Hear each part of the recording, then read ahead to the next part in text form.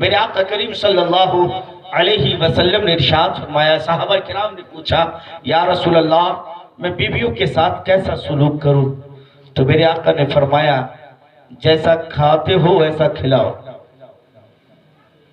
جیسا کھاتے ہو ویسا کھلاؤ، جیسے مکان میں رہتے ہو ویسے مکان میں انہیں رہنے دو، جیسا پہنتے ہو جس کوالٹی کا کپڑا ویسے ہی اپنی بیویوں کو بھی پہناؤ، یعنی ان کا احترام کرو، ان کی عزت کرو، ان کے ساتھ ناروا سلوک نہ کرو۔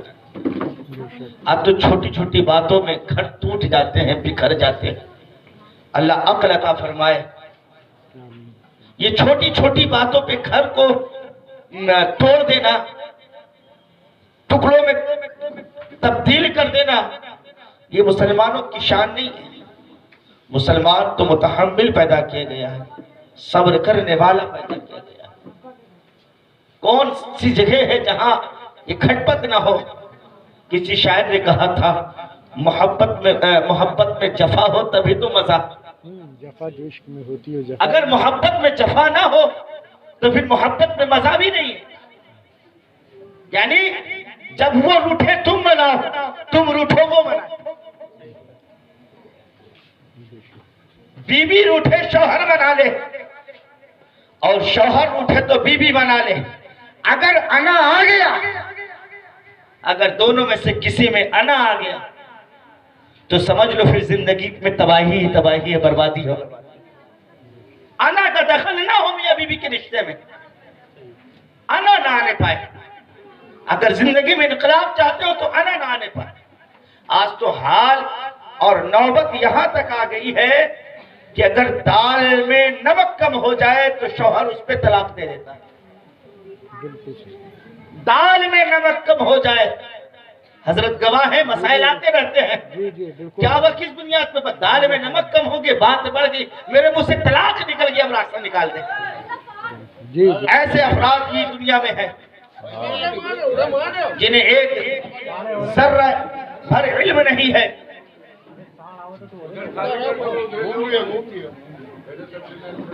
درود پاک پڑھے، اللہم صلی علی سیدنا مولانا محمد مادِ الجود والکرم وآلہ الکرام وابنہ الکریم وبارک وسلم۔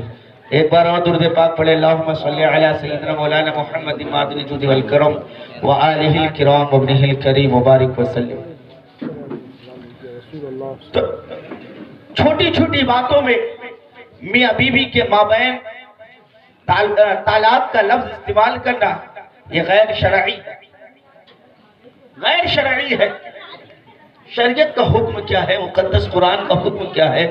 مفہوم آیت ہے کہ اللہ فرماتا ہے اے لوگو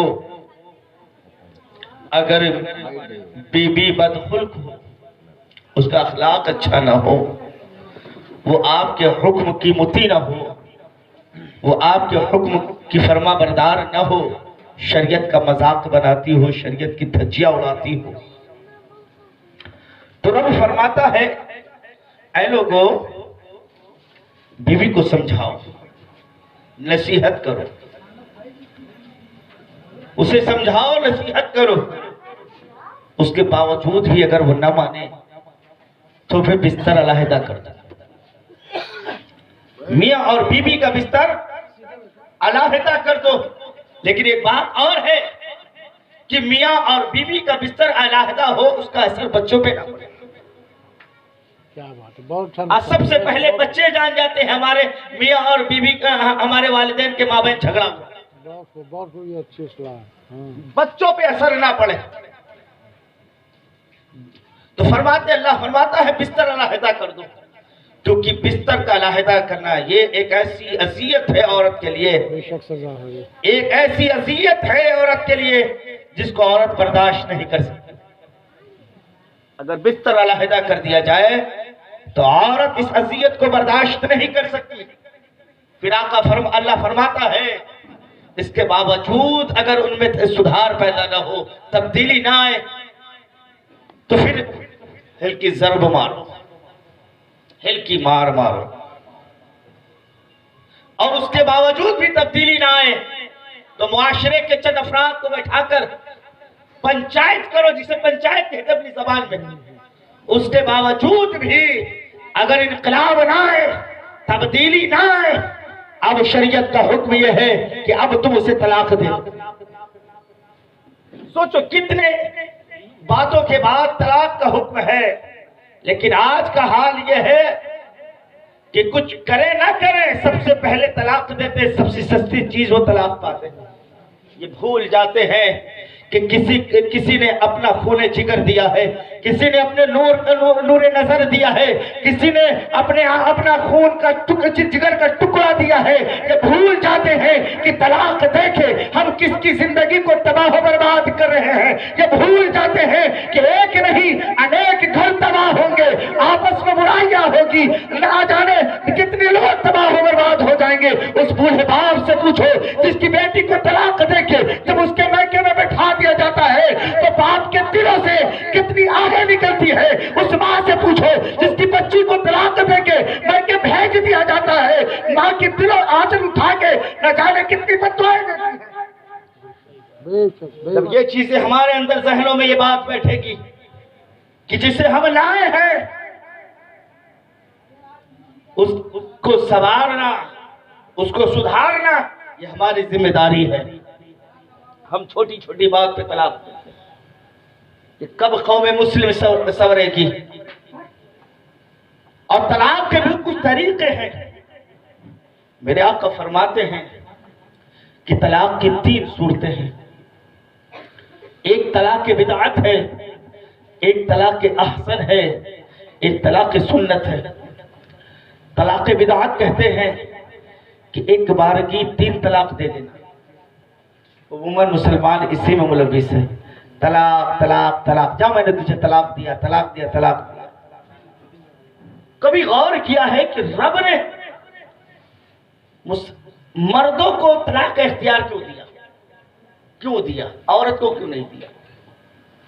یعنی طلاق دینے کا اختیار ڈائریکٹ عورت کو کیوں نہیں دیا، مرد کو کیوں دیا؟ کیونکہ مرد متحمل ہوتا ہے چیزوں کو برداشت کرنے کا۔ کہتے نا کسی نے کہا کہ اگر مرد روتے تو سمجھو غم زیادہ ہے، دکھ زیادہ ہے، کیونکہ عورتیں روتی زیادہ ہیں، وہ چھوٹی چھوٹی باتوں پہ روتے، کہ مرد چھوٹی چھوٹی باتوں پہ روتا نہیں ہے، وہ برداشت کرتا ہے، متحمل ہوتے ہیں۔ اگرچہ عورت صابرہ ہے کچھ اعتبار سے، لیکن کچھ معاملات ایسے ہیں کہ غصے پہ کنٹرول کرنے کا جذبہ مردوں میں زیادہ ہوتا ہے۔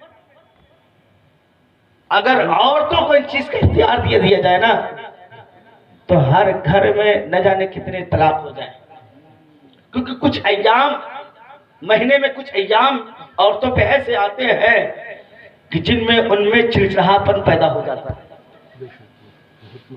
وہ ایسے وقت میں زیادہ برداشت نہیں کر سکتی، ان میں غصہ بہت زیادہ ہوگا، وہ صبر کرنے کا جذبہ کھو بیٹھیں گی، اور اسی وقت میں کہیں میاں بیوی میں کچھ ہو جائے تب تو فوراً کہنے کا یہاں سے میں نے تجھے طلاق دیا۔ اچھا کبھی غور کرو، اگر میاں اور بیوی میں جھگڑا ہو جائے تو عورت سب سے زیادہ کہتی طلاق دے دو طلاق دے دو طلاق دے دو۔ ارے وہ تو کہہ رہی ہے، ہمیں برداشت کرنا چاہیے۔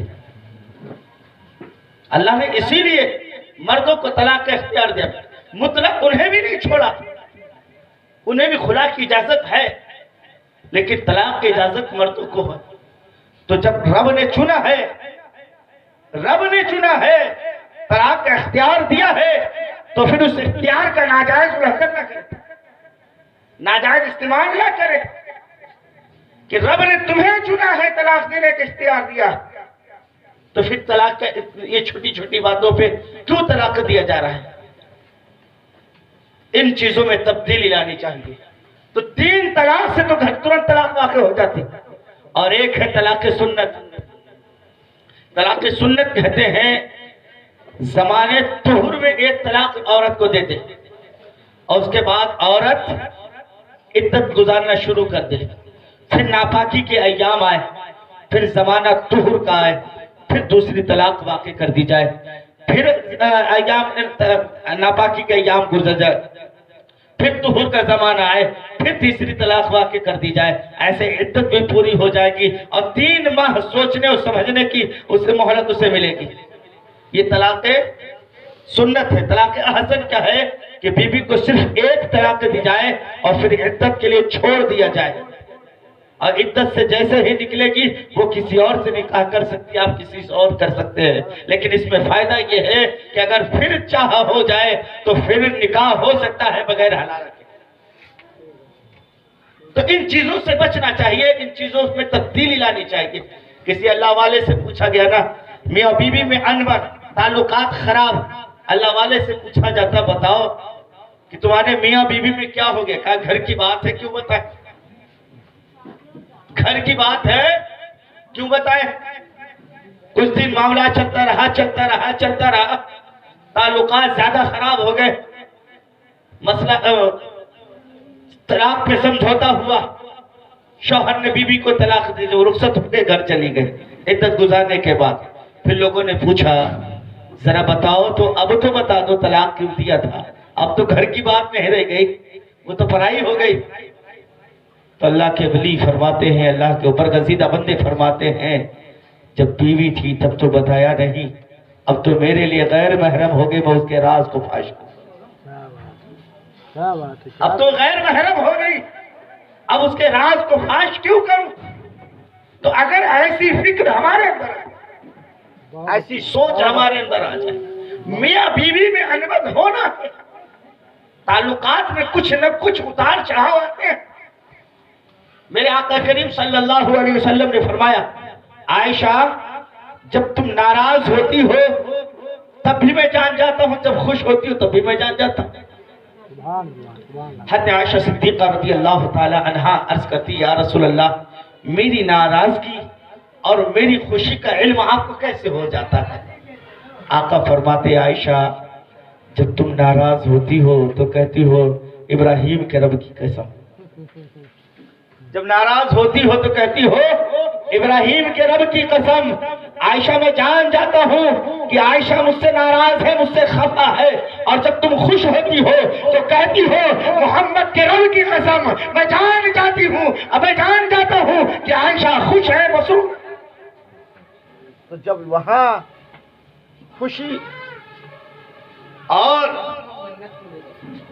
کیا نام ہے سرکار دو عالم حضرت عائشہ صدیقہ رضی اللہ تعالی عنہا کے مابین جفا اور محبت دونوں ہیں، کچھ لمحے کے لیے ناراضگی بھی ہے، خوشی بھی ہے، تو عام مسلمانوں کے مابین ضرور یہ چیز پائی جائے گی، ضرور پائی جائے گی۔ تو ان چیزوں پہ ہمیں غور و فکر کرنے کی ضرورت ہے۔